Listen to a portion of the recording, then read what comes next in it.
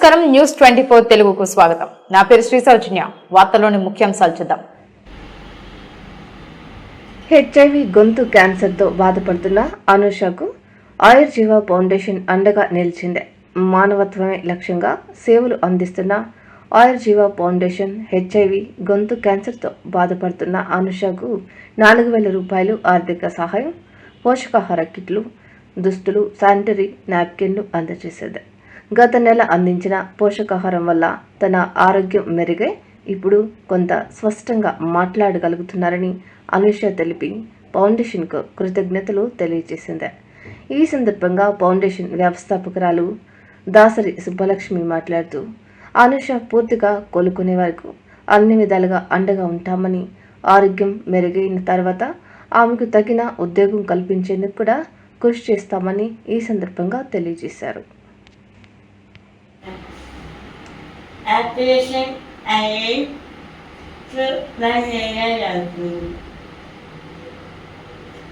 దాని 6 months అలా అవుతుంది.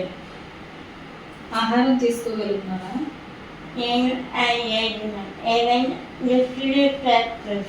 లిక్విడ్ టైపు తీసుకుంటున్నాను. సో మనం ఇచ్చినవి మీరు తీసుకున్నాక ఎలా ఉంది? అప్పుడు కొంచెం బాగుంది.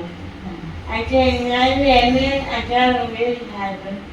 కానీ ఇప్పుడు ఏం చేసినా చేస్తాను. మీ సహాయం మీకు సంతోషాన్ని, మీకు అవసరాన్ని తీర్చిందా?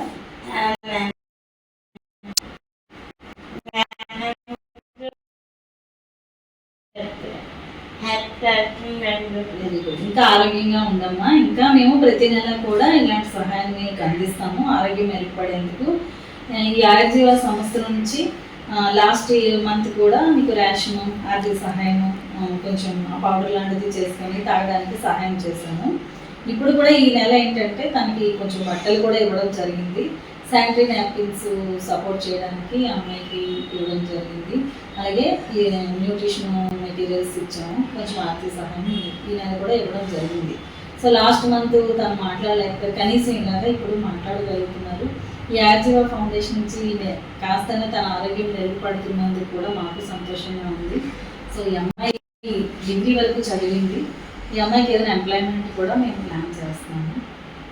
తను కొంచెం తేరుకుంటే కూర్చొని చేసుకునే ఉద్యోగాన్ని కూడా, కంప్యూటర్ వర్క్ కూడా వచ్చంటుంది. సో అలాంటి కోణంలో కూడా మేము సహాయాన్ని అందించేలాగా దిశగా మేము తనకి తోడ్పడతాము. Thank you.